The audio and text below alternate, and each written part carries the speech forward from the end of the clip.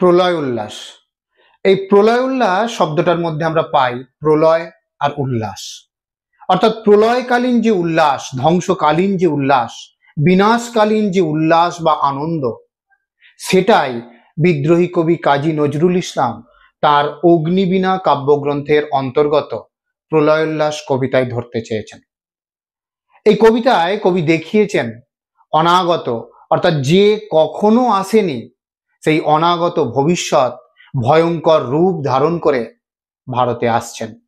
কবি তার আগমনের জন্য সমগ্র ভারতবাসীকে, আপামর ভারতবাসীকে জয়ধ্বনি করতে বলেছেন। সেই যে অনাগত আসছেন, মহাকাল, ভয়ঙ্কর মহাকালের রূপ ধারণ করে সে এসে আন্দামানে আমাদের যে স্বাধীনতা সংগ্রামী, যে বিপ্লবীরা নির্বাসিত রয়েছেন, তাদেরকে মুক্তি দেবেন, ভারতবাসীকে স্বাধীনতার আস্বাদন দেবেন।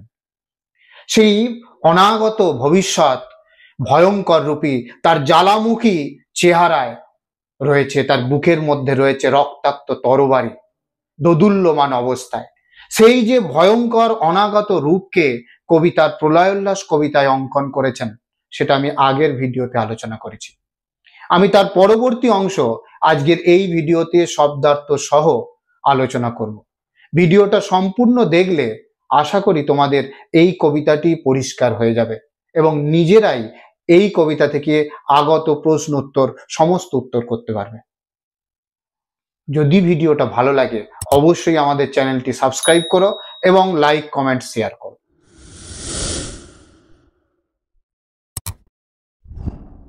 প্রথম পর্বের আলোচনায় আমি বলেছি যে অনাগত যখন আসছেন, সেই অনাগত আসার কারণে বিদ্রোহী কবি কাজী নজরুল ইসলাম আপামর ভারতবাসীকে তার জয়ধ্বনি, তার আগমনের জন্য জয়ধ্বনি করতে বলেছেন। তারপরে কবি বলছেন, দ্বাদশ রবির বন্যি জ্বালা ভয়াল তাহার নয়ন কটায়, দিগন্তরের কাঁদন লুটায় পিঙ্গল তার ত্রস্ত জটায়, বিন্দু তাহার নয়ন জলে সপ্ত মহাসিন্ধু দোলে কপল তলে। এই দ্বাদশ রবি কি? এই দ্বাদশ রবি হচ্ছে সবিতা, আদিত্য, বিবস্বান, অর্যমা, পূষা, ত্বষ্টা, ভগ, ধাতা, বরুণ, মিত্র, পর্জন্য এবং বিষ্ণু। তাহলে কি কি হলো? সবিতা, আদিত্য, বিবস্বান, অর্যমা, পূষা, ত্বষ্টা, ভগ, ধাতা, বরুণ, মিত্র, পর্জন্য এবং বিষ্ণু। এটা কি বলা হচ্ছে? দ্বাদশ রবি। সেই দ্বাদশ রবির বন্যি জ্বালা, বন্যি শব্দের অর্থ কি? আগুন। দ্বাদশ রবির বন্যি জ্বালা অর্থাৎ এই 12টা রবির আগুনের যেন হলকানি, আগুনের যেন জ্বালা সমগ্র ভারতবাসীর মধ্যে উপস্থিত হয়েছেন। তার কারণ কি? গোটা বিশ্ববাসীকে জানাবে ব্রিটিশকে এই ভারত থেকে তাড়িয়ে বিদায় দিয়ে। বন্যি জ্বালা ভয়াল তাহার নয়ন কটায়, তার নয়ন কটা, নয়ন শব্দের অর্থ হচ্ছে চোখ, তার কটা চোখের মধ্যে যেন এই দ্বাদশ রবির যে আগুন, সেই আগুনটা ছিটকে পড়ছে। দিগন্তরের কাঁদন লুটায় পিঙ্গল তার ত্রষ্ট জটায়। আর এইখানে আরেকটা বিষয় কবি এখানে উল্লেখ করেছেন যে মহাকাল, মহাকালকে শিবের আরেক রূপ, সেই মহাকালের যে তৃতীয় নয়ন, সেই তৃতীয় নয়নে এই দ্বাদশ রবির যে দ্যুতি বা আগুন ছিটকে পড়ে। এই জন্য এখানে কবি উল্লেখ করেছেন দ্বাদশ রবির। দ্বাদশ রবির তাহলে উল্লেখ করার কারণ কি? মহাকালের যে তৃতীয় নয়ন, সেই তৃতীয় নয়নের দৃষ্টিপাতে সবসময় জ্বলছে কি? দ্বাদশ রবির আগুন। দিগন্তরের কাঁদন লুটায় পিঙ্গল তার ত্রস্ত জটায়। তার যে জটা, ত্রস্ত শব্দের অর্থ হচ্ছে ভয়, ভয়ঙ্কর যে জটা, সেই জটার মধ্যে কিরকম রং? হলুদ বর্ণের। পিঙ্গল অর্থাৎ আগুনের মতো যে হলুদ বর্ণ বা হলুদাভ বর্ণ, সেটাকে এখানে উল্লেখ করেছেন কবি। দিগন্তরের শব্দের অর্থ হচ্ছে বিভিন্ন দিক। তাহলে বিভিন্ন দিক থেকে যে কাঁদন লুটায়, বিভিন্ন ক্রন্দন লুটিয়ে পড়ছে, ক্রন্দন হাহাকার লুটিয়ে আসছে। কেন? ব্রিটিশকে তাড়িয়ে ভারতের স্বাধীনতা আগমন বা ভারতের স্বাধীনতা আনবে কে? এই মহাকাল, অর্থাৎ মহাকাল রূপী অনাগত ভবিষ্যৎ। বিন্দু তাহার নয়ন জলে, এবং তার চোখের জলের মধ্যে বিন্দু বিন্দু সেই আগুন যেন ঠিকরে পড়ছে। সপ্ত মহাসিন্ধু দোলে কপল তলে। সপ্ত শব্দের অর্থ কি? সাত। সাত মহাসিন্ধু, সিন্ধু শব্দের অর্থ হচ্ছে সাগর। তাহলে 7টা মহাসাগরের কোলে দোলে কপোল তলে, কপোল শব্দের অর্থ হচ্ছে গাল, তলে শব্দের অর্থ হচ্ছে নিচে, অর্থাৎ গালের নিচে এই যে সপ্ত মহাসিন্ধু দোলে, 7টা সমুদ্র, মহাসাগর, মহাসমুদ্র সেই ভয়ঙ্কর রূপী মহাকালের গালের নিচে যেন অবস্থান করছে। বিশ্ব মায়ের আসন তাহার তারি বিপুল বাহুর পর, হাঁকে ওই জয় প্রলয়ঙ্কর, তোরা সব জয়ধ্বনি কর, তোরা সব জয়ধ্বনি কর। বিশ্ব মায়ের আসন তারি বিপুল বাহুর পর, বিশ্ব মাকে, বিশ্ব মা বলতে বোঝানো হয়েছে ধরিত্রী মা, এই পৃথিবীকে বলা হয়েছে বিশ্ব মা। সেই বিশ্ব মায়ের আসন কোথায় রয়েছে? তারই বাহুর পর, তার বলতে এই মহাকাল, যে অনাগত ভবিষ্যৎ, যাকে কবি কল্পনা করেছেন ভয়ঙ্কর মহাকাল রূপে, সেই ভয়ঙ্কর মহাকাল রূপী অনাগত ভবিষ্যতের বাহুর মধ্যেই অবস্থান করছে আসন পেতে আমাদের এই ধরিত্রী মাতা, আমাদের এই বিশ্ব মাতা। হাঁকে ওই জয় প্রলয়ঙ্কর, এবং তাকে প্রলয়ঙ্কর বলা হয়েছে কেন না, সে যেন হুঙ্কার দিচ্ছে মহাকালের মতো, শিবের মতো, তোরা সব জয়ধ্বনি কর, তোরা সব জয়ধ্বনি কর। এবং তার এই যে আগমন, এই আগমনের কারণে কবি বলছেন আপামর ভারতবাসীকে তার আগমন বার্তাকে আরো সজাগ করে দিতে, আপামর ভারতবাসীকে সজাগ করে দিতে জয়ধ্বনি করতে বলেছেন কবি। জড়ায় মরা মুমূর্ষদের প্রাণ লুকানো ওই বিনাশে। মাভৈ মাভৈ, এই মাভৈ শব্দের অর্থ কি? ভয় করো না। কবি ভয় না করার আশ্বাস বাণী দিচ্ছেন সমগ্র ভারতবাসীকে। তার কারণ কি? মাভৈ মাভৈ, ভয় করো না, জগৎ জুড়ে প্রলয় এবার ঘনিয়ে আসে।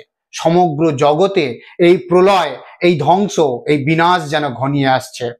জরায় মরা মুমূর্ষদের প্রাণ লুকানো ওই বিনাশে। এবং জরাগ্রস্ত, মরা, মুমূর্ষ মরা, মুমূর্ষ শব্দের অর্থ হচ্ছে মৃতপ্রায়, মৃতপ্রায় মানুষের প্রাণ লুকানো ওই বিনাশে। আর ওই বিনাশের মধ্যেই মৃতপ্রায় মরা মানুষগুলোর প্রাণ যেন লুকিয়ে আছে। কেন? তার কারণ এই ধ্বংসের মধ্যেই আছে সৃষ্টির এক বার্তা, এই ধ্বংসের মধ্যেই আছে সৃষ্টির বীজ। আমরা মহিদলাল মজুমদারের কালবৈশাখী কবিতাতেও এই রকম বার্তা পাই, যেখানে কালবৈশাখীর পর আবার নতুন করে সৃষ্টির উন্মাদনা জেগেছে। আমরা ওড টু অটম, জন কিটসের কবিতার মধ্যেও আমরা এই ধ্বংসকালীনের পরে আবার যে নূতনের সৃষ্টি হচ্ছে সেই বার্তা আমরা পাই। তাহলে কালবৈশাখী, ওড টু অটম, এরকম বহু কবিতার মধ্যেই দেখানো হয়েছে ধ্বংসের পরে কিন্তু আবার সৃষ্টির বীজ নিহিত থাকে, অর্থাৎ ধ্বংসের মধ্যেই নিহিত থাকে সৃষ্টির বীজ। কবিও এখানে যেন সে কথাই বলেছেন, জগৎ জুড়ে প্রলয় এবার ঘনিয়ে আসে। সমগ্র জগৎ জুড়ে এই প্রলয়, এই ধ্বংস, এই বিনাশ ঘনিয়ে আসছে, কিন্তু তারপরেও কবি বলছেন ভয় করো না, ভয় পেও না। কেন না, তার কারণ হচ্ছে এই ধ্বংসের পিছনেই আছে কিন্তু সৃষ্টির বীজ, এই ধ্বংসের পিছনেই আছে সৃষ্টি। অর্থাৎ যে ধ্বংসকে আমরা ভয় পাচ্ছি, ত্রস্ত হয়ে উঠছি, সেই ধ্বংসকে কবি বলছেন ভয় পেও না, কারণ এই ধ্বংসের মধ্যেই রয়েছে সৃষ্টির বীজ। জরায় মরা মুমূর্ষদের প্রাণ লুকানো ওই বিনাশে। আর ওই বিনাশের মধ্যেই মরা, মৃতপ্রায় মানুষের বা সভ্যতার বা সমাজের বা দেশের প্রাণ কিন্তু লুকানো আছে। এবার মহানিশার শেষে আসবে উষা অরুণ হেসে করুণ বেশে। এবার মহানিশা, মহা শব্দের অর্থ হচ্ছে গভীর, নিশা মানে রাত্রি, গভীর রাতের শেষে আসবে উষা অরুণ হেসে। উষা শব্দের অর্থ হচ্ছে ভোর, ভোরের, অরুণ শব্দের অর্থ হচ্ছে সূর্য, ভোরের সূর্য কিন্তু আবার হেসে হেসে আসবে। তাহলে এইখানে কি বলা হয়েছে? রাত্রির পরে দিন, দিনের পরে আবার রাত্রি, অর্থাৎ রাত্রি যখন আসবে তারপরে দিনের সূচনা আবার হবেই। যখন মহানিশা এসেছে, গভীর রাত যখন এসেছে, সেই গভীর রাতের পরে আবার উষা আসবে, অর্থাৎ উষার সূর্য, যে উষার প্রতীক সূর্য, সেই সূর্য অর্থাৎ অরুণকে আবার হাসিতে আমরা দেখতে পাবো। অর্থাৎ এই মহানিশা ভারতবাসী চিরকালীন চলবে না, এই মহানিশা বা মহারাত্রি একটা দিন কাটবে, কেটে আবার নতুন সূর্যের উদয় হবে। দিগম্বরে জটায় হাসে শিশু চাঁদের কর, আলো তার ভরবে এবার ঘর, তোরা সব জয়ধ্বনি কর, তোরা সব জয়ধ্বনি কর। এই দিগম্বর শব্দের অর্থ কি? দিগম্বর শব্দের অর্থ হচ্ছে শিব। দিগম্বরে জটায় হাসে, অর্থাৎ শিবের যে জটা, সেই জটার নিচে তৃতীয় নয়নের কাছে রয়েছে চাঁদ, অর্ধচন্দ্রাকৃতি রয়েছে, অর্থাৎ অর্ধেক চাঁদ রয়েছে।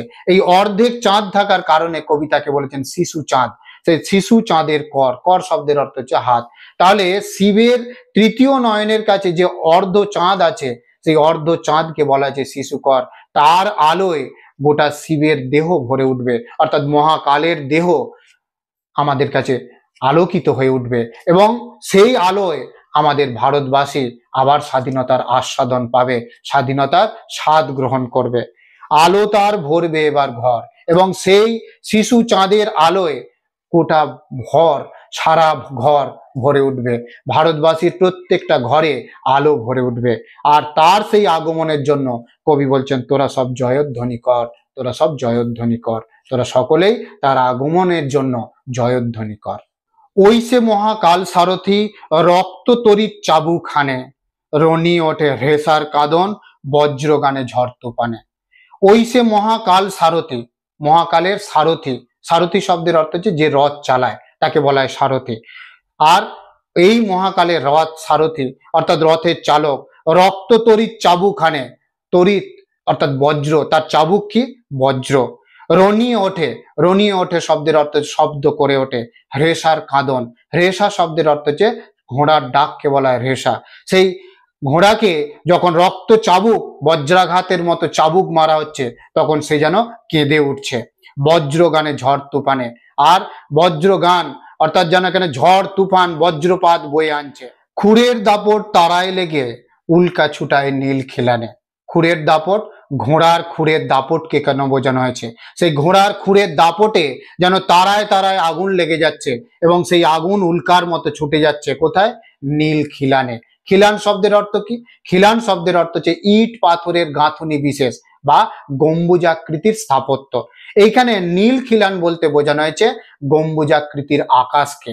অর্থাৎ ঘোড়ার খুরের দাপটে যে আগুন লেগে যাচ্ছে, সেই আগুন উল্কার মতো ছুটে যাচ্ছে নীল খিলানের দিকে, অর্থাৎ গম্বুজাকৃতির আকাশের দিকে। গগন তলের নীল খিলানে, গগন শব্দের অর্থ হচ্ছে আকাশ।